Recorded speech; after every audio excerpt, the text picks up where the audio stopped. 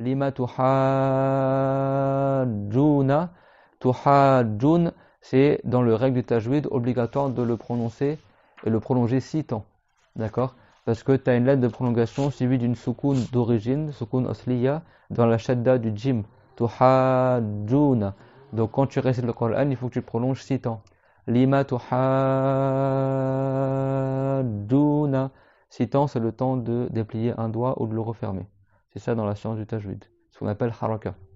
Soit le temps de déplier un doigt, 1, 2, 3, 4, ou soit de refermer un doigt, 1, 2, 3, 4. D'accord, 6 temps. Comme dans Wala Dallin.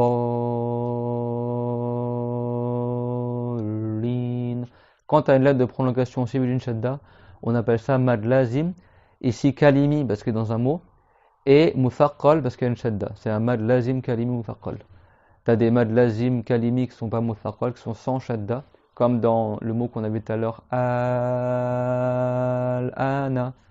Quand Pharaon, Dieu l'a dit, est-ce que c'est maintenant que tu rentres en islam? Ici, al-an, tu as le hamza d'interrogation, et après la soukoun du lam, donc tu prononces 6 temps. Tu prolonges aussi harakat. D'accord? Donc tu dis al-ana, mais il n'y a pas de shadda, donc ça, ce qu'on appelle un mad lazim kalimi, c'est une prolongation lazim qui est obligatoire, indispensable. Tu dois faire 6 temps et pas moins ni plus. Kalimi, parce que dans un mot, et mukhaffaf, parce qu'il n'y a pas de shadda. Et après, tu as des mad lazim qui sont harfi, c'est-à-dire que c'est des mad lazim, mais dans le nom de lettres. Par exemple, noun, wal qalami wa ma yasturun. Noun, c'est une lettre que si tu l'écrives en arabe, ça compose de 3 lettres, le noun, le wab et le noun. Donc quand le nom de lettre en arabe, il est de 3 lettres, et la lettre du milieu, c'est une lettre de prolongation suivie d'une soukoun, ça c'est pour les lettres qui sont au début des sourates. Comme alif, lam, mim. D'accord?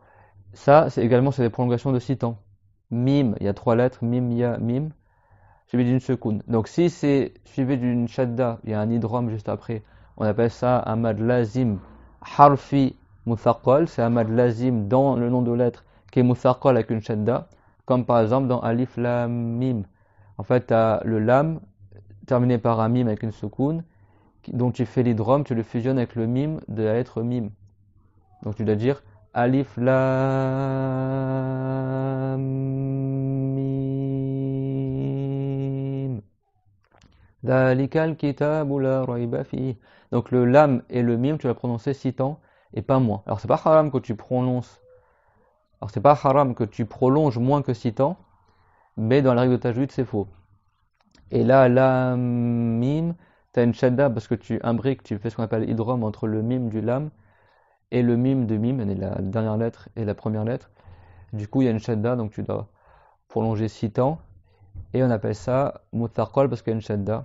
Et après, tu as le mad lazim harfi mukhaffaf, le mad lazim dans une lettre, mais qui est sans shadda, comme par exemple sad. Là, tu as juste, il n'y a pas de shadda, quoi. Tu as juste la lettre sad. Par exemple, noun. Par exemple, également qaf. Mais tout ça, tu vas prolonger 6 temps, le nom de la lettre.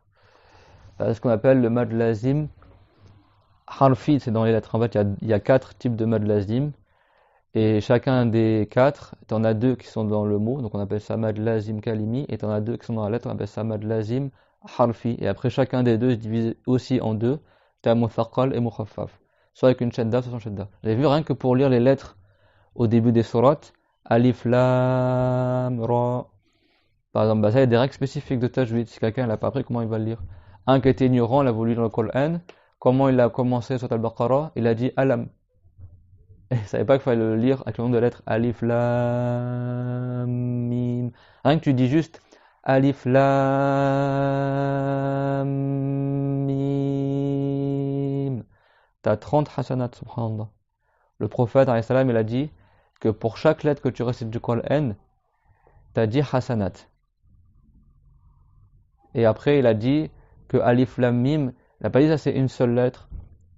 Il a dit que alif c'est une lettre, le lam c'est une lettre, le mim c'est une lettre. Subhanallah, la miséricorde de Allah. Il y a beaucoup de récompenses à réciter le Coran. Mais les récompenses, elles sont uniquement que si quelqu'un il a appris la règle de tajwid et qu'il a pris par transmission la bonne manière de réciter. Si quelqu'un n'a pas appris la règle de tajwid, il risque de ne pas savoir comment on récite tout ça. Et là, c'est ce qu'on appelle des mad lazim, c'est-à-dire que si tu as prolongé moins qu'aussi temps, tu n'as pas la récompense de la récitation pour ces lettres-là, parce que tu n'as pas appliqué la règle de tajwid. Allah yu'allimuna. Alors que si c'est des lettres dont leur nom il est que de 2 lettres, par exemple ta, ha, alors quand tu fais les lettres au début des sourates, tu prononces pas la hamza, vraiment c'est ta'un, ha'un. Là, tu prononces pas la hamza, tu dis juste ta, ha, ra. Tu prononces pas la hamza à la fin. Tu mets une soukoun à la fin du nom de chaque lettre. Alors, normalement, il y a la tanwin avec la harakat qui le correspond. Quand c'est dans les débuts des sourates, dans le Coran, tu prononces pas la harakat de fin de mot, tu mets une soukoun. Tu dis mim, lam, tu dis pas mimun, lamun, sadun, tu dis mim, lam. Et quand c'est des noms de lettres qui sont avec une lettre de prolongation, suivi d'une hamza, tu prononces pas la hamza. Comme tu dis ba, ta, d'accord, tu dis pas ba, un, ta, un. Donc par exemple, taha, tu dis pas ta, un, ha, un, tu dis taha. Quand c'est comme ça, des noms de lettres qui sont que de 2 lettres, comme le ta, le ha, le ra, qui sont parmi les lettres par lesquelles tu débutes certaines sourates du Coran, là tu prolonges que 2 temps. Donc tu dis ta, que 2 temps. Tu dis alif lam ra, alif lam ra. Voilà, pour faire la bonne manière. Le ra, tu prononces que 2 temps. C'est clair? Et ces lettres-là, bien sûr, elles ont une signification dans le Coran. Mais les savants, ils ont donné plusieurs avis concernant ces lettres qu'on appelle fawatir as-suwar. Ça veut dire les lettres d'ouverture des sourates.